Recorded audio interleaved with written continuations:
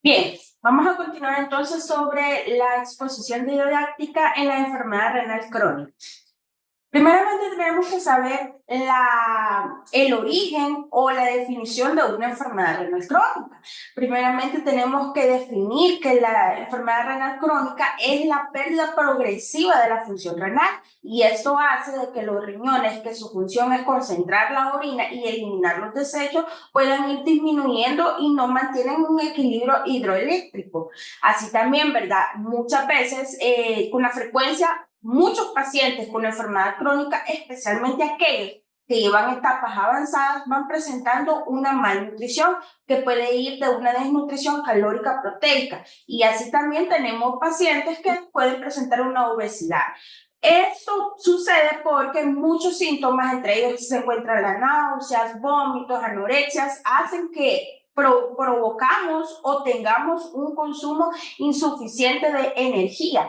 Recordemos que los alimentos son todos aquellos que nos van a brindar la energía a nuestro organismo. Entonces, si nosotros presentamos algunos síntomas que puedan delimitar o que puedan disminuir el consumo de los alimentos o el consumo energético, eso va a provocar una disminución energética, lo que va a ir provocando un deterioro nutricional y así ir disminuyendo la capacidad nutricional, provocando una desnutrición en esos pacientes. Ahora bien, vamos a hablar un poco sobre la función renal. Vamos a clasificar estas funciones renales en diferentes números. La primera va a ser la filtración de la sangre. Recordemos que los riñones van a estar filtrando o estarán filtrando alrededor de 120 a 150 litros de sangre diariamente.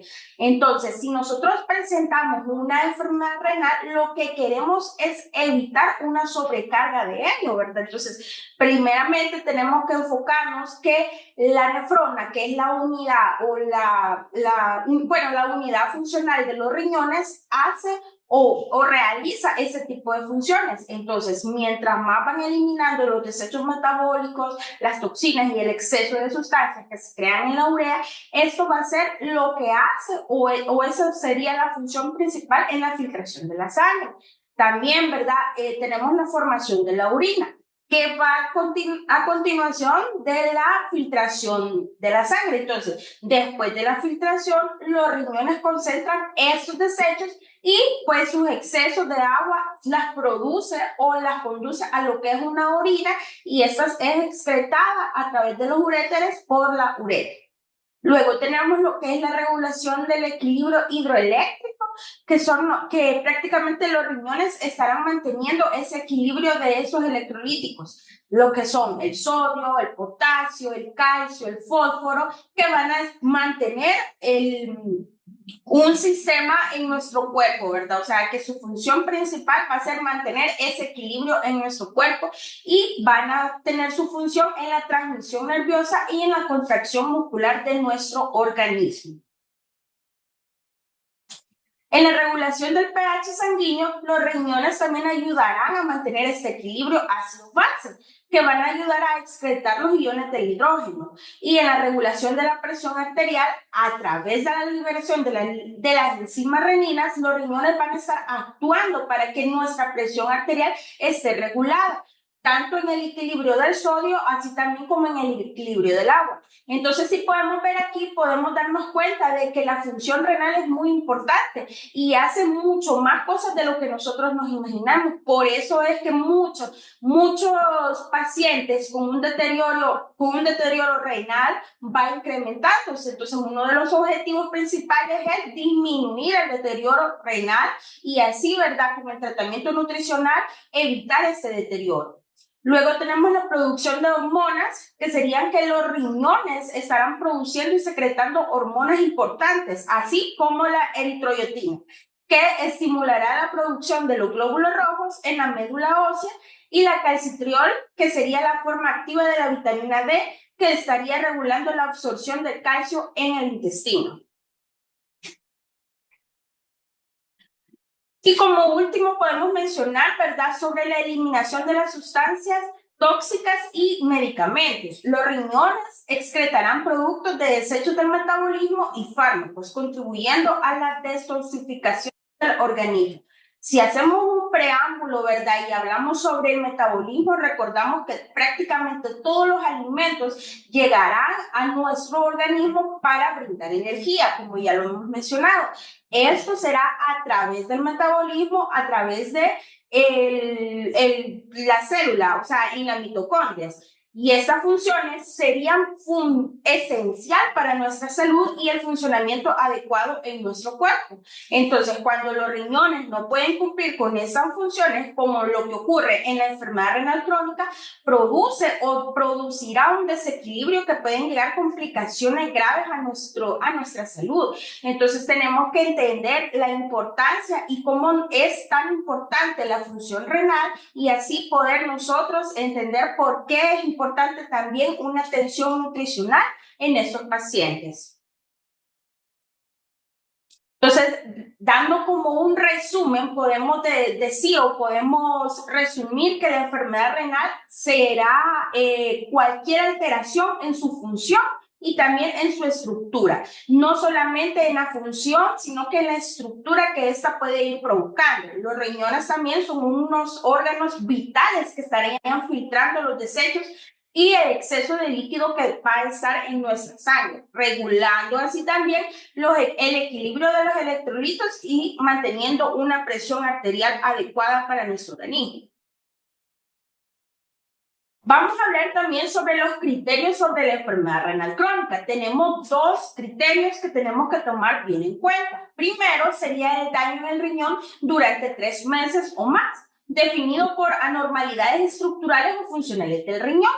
Eso prácticamente lo estará haciendo el médico antes de estarnos a nosotros haciendo la interconsulta, porque el médico estará diagnosticando a este paciente para que nosotros lo pudiésemos atender. En este primer criterio estaríamos hablando sobre marcadores que estarán haciendo referencia al daño renal. Estos podrían incluirse como anormalidades en la composición de la orina, anormalidades detectadas y anormalidades patológicas identificadas a través de una biopsia renal. Y tenemos el otro criterio que será a base de un filtrado glomerular. En el filtrado glomerular estaríamos viendo de que si el filtrado es inferior de 60 mililitros por minuto, ahí estaríamos viendo un daño renal. Podríamos estar utilizando dos tipos de fórmulas, como las que nos dice en el lineamiento de enfermedades crónicas. Tenemos el primero, que es la fórmula de CKD-EPI, que se encuentra en la lámina, ¿verdad? Aquí nos dice que esta ecuación no requiere un peso porque los resultados se informarán normalizados a 1.73 metros cuadrados de una superficie corporal. Así también tenemos la otra fórmula, que es la fórmula de Schwartz, que en esta estaríamos viendo también cómo nosotros tenemos el filtrado glomerular. Pero también podemos recordar, ¿verdad?, de que ya con la tecnología nosotros podemos estar utilizando dos tipos de aplicaciones para poder realizar este tipo de fórmulas. La que tenemos en los dispositivos iOS y los que tenemos en los dispositivos de Android. Pero realmente en criterios generales podemos mencionar que estas fórmulas nos van a servir para poder ver lo que es el filtrado glomerular y cómo nosotros podemos identificar eso. Vuelvo a recalcar, esto lo hacen los médicos para poder hacer la interconsulta con la nutricionista. El diagnóstico de una enfermedad renal será un proceso dinámico que consistirá en una búsqueda activa prácticamente de la normalidad de la estructura y el funcionamiento de los riñones. Así también tenemos que mencionar, ¿verdad?, que esto se debe tomar en cuenta que el daño puede tratarse de una agudización de una enfermedad renal ya preexistente o tratarse de una lesión renal aguda. Por eso se tiene que hacer una secuencia o una consulta subsecuente a los 3 meses para poder detectar si existe un daño renal. Ahora vamos a mencionar sobre los factores de riesgo para una enfermedad renal crónica. Estamos hablando de factores modificables y de los factores no modificables. Entre los factores modificables estamos hablando de las NT, hipertensión arterial, diabetes mellitus, obesidad, estamos hablando de uso de medicamentos y sustancias nocivas, una dieta que no sea balanceada y el consumo de sal. En la hipertensión arterial, diabetes mellitus y obesidad, podemos recalcar la importancia de la actividad física en esos pacientes y estamos hablando sobre esta enfermedad que no la tenemos controlada, ¿verdad? Que tenemos una glucemia en ayunas de más de 110 o 120 miligramos por decilitro y una hipertensión que no está muy controlada o que este paciente sea renuente, que no se esté tomando su medicamento como debe ser. Y así el uso de medicamentos y sustancias nocivas. Tenemos a trabajadores agrícolas que no están utilizando su equipo de protección para poder utilizar las sustancias nocivas en su trabajo. Una dieta también, estamos hablando de una dieta que no es balanceada, que estamos consumiendo más alimentos o más energías de la que se tiene que consumir. Recordar que no es dejar de comer, sino comer un poco más saludable, empezar a cambiar nuestros hábitos alimenticios. Y el consumo de sal, que no se tiene que incrementar más de consumo de sal o un incremento de sodio en nuestra alimentación que no sea adecuado. En los factores no modificables tenemos la edad, el sexo, la raza, la genética y la historia familiar, ¿verdad? Sí, tenemos pacientes con edad avanzadas y tenemos también pacientes con poca edad que están presentando ese tipo de enfermedades. El sexo no tiene distinción, ¿verdad? Y la raza, se han hecho estudios que los hispanoamericanos o los latinos son los que presentan un poco más de enfermedad renal crónica que de otras razas. Voy a intervenir ahí, quizás hablar un poco sobre los factores modificables, ¿verdad? En la hipertensión, diabetes, estas enfermedades sabemos que son crónicas, ¿verdad? Pero entre menos complicaciones tengan los pacientes por ambas enfermedades, ¿verdad? Y el tratamiento no farmacológico está bien adherido con el paciente, pues se va a ir modificando. No es que la hipertensión va a desaparecer o la diabetes va a desaparecer. En cuestión de modificables son aquellas las complicaciones que estas se van a desarrollar. Y sabemos que la obesidad sí podemos modificarla, ya que una persona con obesidad puede pasar a sobrepeso y su estado nutricional normal. Aquí tenemos la clasificación de la enfermedad renal crónica. Tenemos los 5 estadios que se pueden estar presentando en el sistema de salud. En el primer nivel estaríamos atendiendo prácticamente del estadio 1 hasta el estadio 3. Y pues ya en el segundo nivel estaríamos atendiendo entre los otros niveles prácticamente, ¿verdad? Recordemos de que para el estadio 1 y 3 estaríamos utilizando marcadores para poder diagnosticar ese tipo de enfermedades. Y pues en los otros estadios, con tal que sea de 60 milímetros, ya la filtración glomerular ya estaría diagnosticándose como enfermedad renal crónica, estadio 4 o estadio 5. Esta fuente o esta tabla ha sido sacada de los lineamientos técnicos para el abordaje integral de hipertensión arterial, diabetes mellitus y enfermedad renal crónica del primer nivel de atención, que fue lanzado en el año 2021 por el MinSal.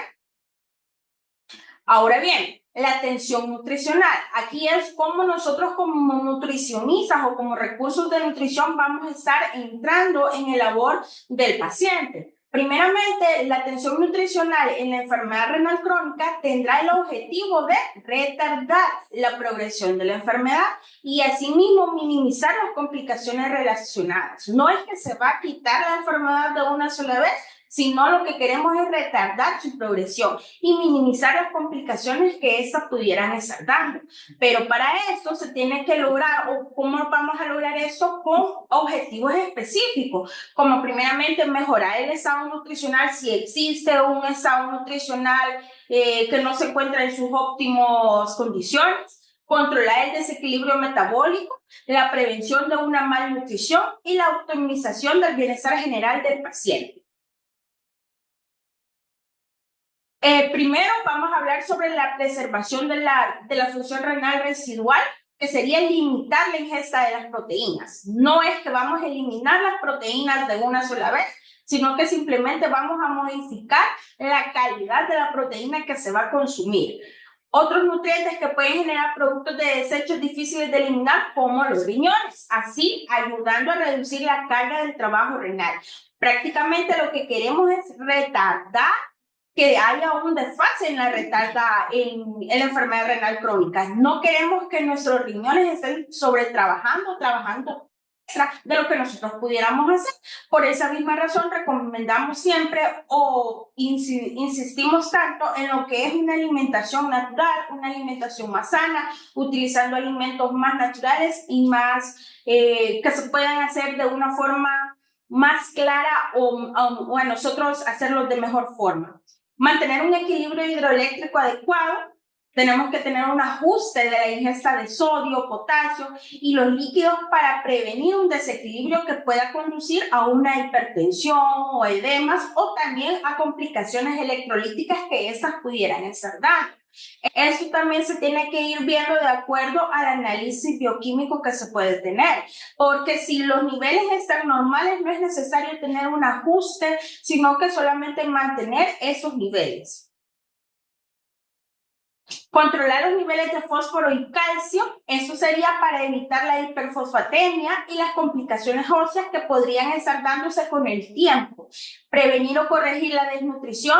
Muchos hemos mencionado, ¿verdad?, que el estado nutricional óptimo de los pacientes, lo ideal sería mantenerse hasta 23 de un IMC, porque con investigaciones se ha descubierto que con ese IMC, mantenerse a 23, podemos evitar una desnutrición en los pacientes. Esto incluye que haya una desnutrición, ¿verdad? Porque existen síntomas como lo que es náuseas, anorexia, y puede limitar la ingesta de energía o la ingesta de los alimentos. Manejando el peso corporal, empezar a optimizar el peso, a establecer pesos metas, establecer pesos ideales adecuados para nuestros pacientes, optimizando los niveles de lípidos en sangre, estar monitoreando la química de nuestro organismo, ¿verdad? Manteniendo los perfiles lipídicos saludables y evitando y reduciendo, ¿verdad?, enfermedades cardiovasculares, que esas podrían ser complicaciones frecuentes que se pudieran estar dando en la enfermedad renal crónica. Mantener un control glucémico adecuado, mejorar la calidad de vida, adaptando la dieta a las preferencias de los pacientes, tanto económicos como también los gustos de nuestros pacientes, promoviendo también la adherencia al plan nutricional, porque no es que le vamos a dar la mejor dieta, sino que nuestros pacientes cumplan o tengan una mejor adherencia a nuestros planes nutricionales y a las recomendaciones de alimentación, así para mejorar su bienestar en general. Ahora vamos a hablar sobre la valoración del estado nutricional. En este caso estaríamos hablando cómo nosotros vamos a estar atendiendo a nuestros pacientes. Estaríamos utilizando la evaluación del estado nutricional, el análisis bioquímico, los antecedentes clínicos, la historia alimentaria y finalizando con la planificación de la dieta que nosotros le vamos a estipular al paciente. También podemos mencionar, ¿verdad?, las recomendaciones de alimentación que se estarían dando en la enfermedad renal crónica. Prácticamente tenemos que ir recomendando una educación alimentaria, nutricional a nuestros pacientes para evitar, como bien mencionábamos anteriormente, las complicaciones que esas pudieran dar, enfocadas también, ¿verdad?, o siendo específicas en enfermedades no transmisibles o en las enfermedades crónicas, como lo que es una hipertensión, lo que es la diabetes y lo que es la obesidad, que sí lo podemos ir modificando, pero va a ser un poquito más gradual. Podemos mencionar también lo importante que es las recomendaciones de alimentación de acuerdo a los nutrientes que se van a tener en restricción. Por ejemplo, los líquidos, ¿verdad? Al tener restricciones de los líquidos, no solo estar incluyendo a disminuir el consumo de agua, sino el consumo de sopa, el consumo excesivo de minutas, gelatinas, además, ¿verdad?, tener en cuenta, yo sé que los pacientes no tienen como un conocimiento exacto sobre el contenido nutricional de los alimentos, pero sí nosotros podemos ayudarles a recomendarles qué alimentos o qué frutas o qué verduras se pudieran implementar en su alimentación o cuáles son los que tienen como mucho más líquido. Reducir el consumo de las verduras, como lo que es la lechuga, pepino, el pipián y el whisky, que contienen un poquito más de contenido de líquidos en su composición química.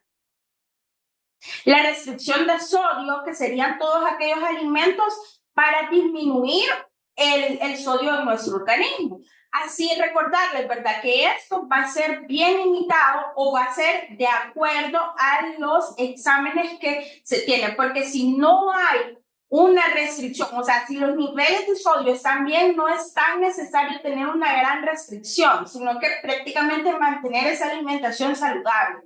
Las recomendaciones es evitar el consumo de productos procesados o los alimentos de poco valor nutricional, aquellos alimentos que van a tener como mucho más cantidad de nitritos o de aquellos que van a tener como más cantidad de que se puedan conservar, preservantes y conservantes en los alimentos. Sabemos de que el sodio es uno de los mejores conservantes de los alimentos, pero también es uno que hace que pueda elevar mucho la presión arterial en el organismo.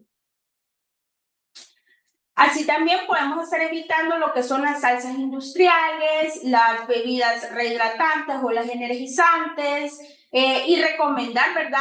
O hacer énfasis en la lectura de las etiquetas de los alimentos. Tal vez no, como lo mencionábamos, hacerlo de una forma tan grande, sino que de una forma más básica para que nuestros pacientes puedan tener una mejor interacción de las etiquetas nutricionales. Lo mejor es que el consumo mínimo de sodio sea del 5% o menos de sodio en los alimentos que se pudiesen estar consumiendo.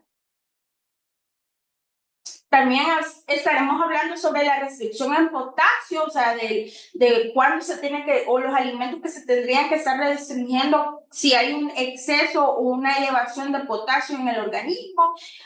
Un ejemplo de los alimentos que se pueden tener grandes contenidos de potasio en su composición química serían el chocolate, el cacao, los frutos secos, naranja, guineo, plátano, pera, melón y aguacate. Y aquí hacer énfasis en los frutos secos, porque muchas veces los pacientes son como los frutos secos que consumen como mucho más, porque se piensa de que es de mejor calidad nutricional.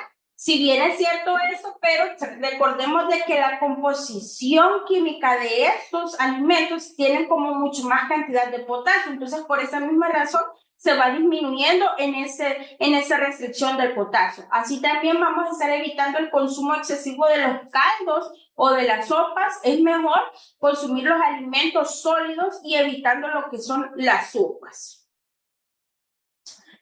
Y estaríamos hablando también, ¿verdad? O podemos mencionar la importancia de técnicas que podemos hacer para disminuir el contenido de potasio en los alimentos, como lo que es el remojo. Esta es una técnica que se podría estar utilizando para poder disminuir el potasio en los alimentos y así garantizar que este alimento pueda llevar menos potasio en el organismo.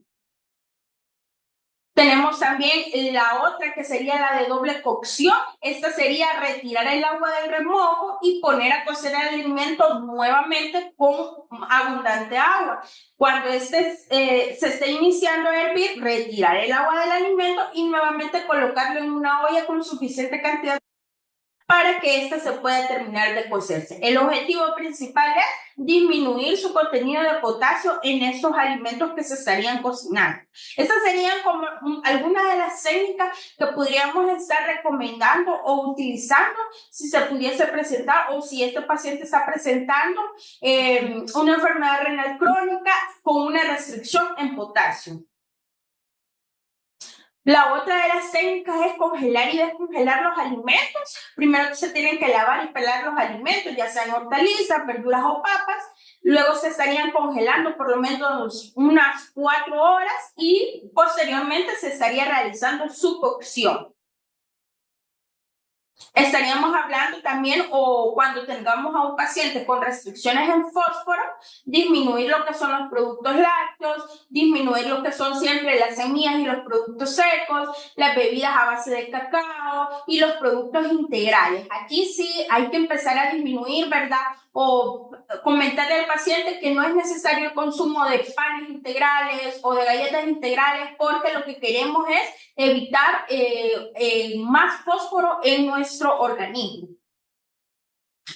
Y en el control de las proteínas, que es una de las recomendaciones o prácticamente lo que nosotros más estaríamos recomendando en nuestros pacientes, recordarles y volver a mencionar, no es que no van a comer sus proteínas, sino que se tiene que tener una calidad de la proteína que se va a estar consumiendo, ¿verdad? Porque no va a ser como, o que se requiera de un tratamiento de sustitutivo de la proteína, sino que, como mencionábamos, empezar a priorizar más aquella proteína de mejor calidad nutricional o de grasa magra, ¿verdad? Para que se pudiesen estar consumiendo para mantener un estado nutricional óptimo.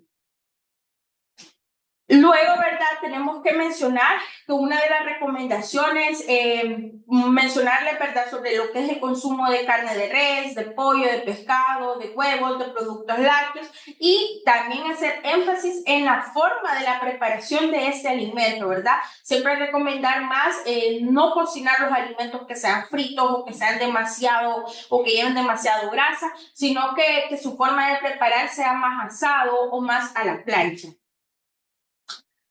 Aquí podemos mencionar, ¿verdad?, las fuentes bibliográficas oficiales que nosotros estuvimos utilizando. Primeramente son los 2 lineamientos que tenemos aquí en el país para poder abordar a nuestros pacientes. Sería la primera como las recomendaciones de alimentación y el abordaje de las enfermedades no transmisibles, que fue publicado en el 2022, y el lineamiento técnico para el abordaje integral de la hipertensión arterial, la diabetes mellitus, enfermedad renal, que fue publicado en el año 2021. Esas fueron como las fuentes oficiales que nosotros estuvimos utilizando. Así también estuvimos utilizando fuentes bibliográficas en internet que aquí las podemos ver, ¿verdad?, de algunos estudios que se pudieron realizar.